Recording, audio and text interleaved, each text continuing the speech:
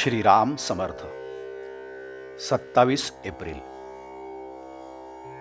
नामधारकाने टाळण्याच्या गोष्टी. आपले विचार स्वार्थाचे नसावेत. स्वार्थामध्ये अभिमान नेहमी जागृत असतो. स्वार्थी मनुष्याला जगात सुख मिळणे कधीही शक्य नाही. नीतीची बंधने पाळा. परस्त्री माते समान माना.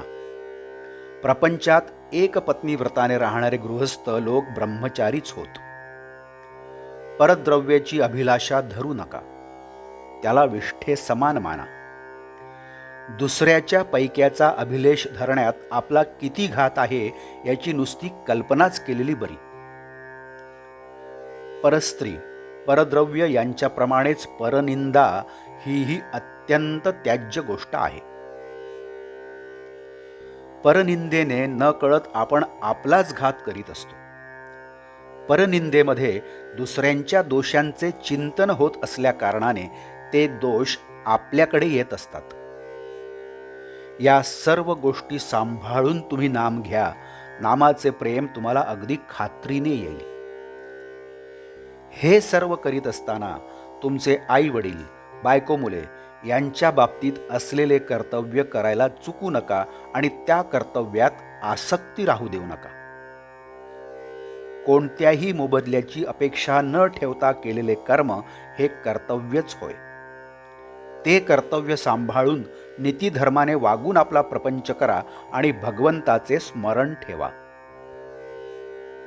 मग तुमचा प्रपंचच परमार्थ रूप बनून भगवंताचे प्रेम तुम्हाला मिळेल हा माझा भरवसा तुम्ही बाळगा. प्रपंच हा मिठासारखा आहे. भाकरीत मीठ किती घालायचे असते तर अगदी थोडे फक्त चवीपुरते.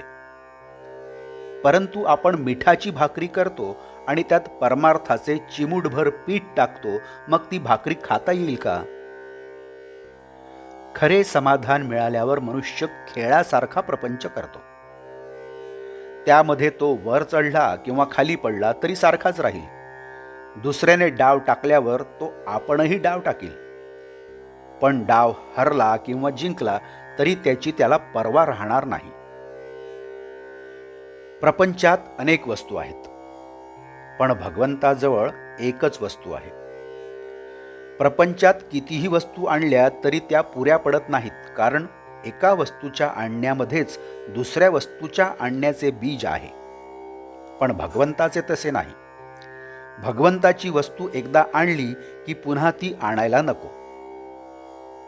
समजा एका दुकानात पुष्कळ माल भरलेला आहे, पण आपल्याला पाहिजे ती वस्तू तिथे नाही, म्हणजे आपल्या दृष्टीने तिथे काहीच नाही. त्याचप्रमाणे सर्व प्रकारच्या मानसिक शक्ती असून तिथे भगवंत नसेल तर त्या असून नसून सारख्याच समजाव्यात. परमात्म्याला प्रपंच रूप बनविण्याऐवजी आपण प्रपंचाला परमात्म रूप बनवावा. यातच जन्माचे सार्थक आहे. आजचे बोधवाक्य. परमार्थात अहंकार मिसळला की तो प्रपंचच झाला. प्रपंचातला अहंकार दूर झाला की तो परमार्थच. जानकी जीवन स्मरण. जय जय राम. नमस्कार. आपण ह्या चॅनलला अजूनही सबस्क्राईब केलं नसेल तर कृपया सबस्क्राईब करावं ही विनंती. आपण या चॅनलला लाईक करा, शेअर करा आणि कॉमेंट्ससुद्धा करा. धन्यवाद.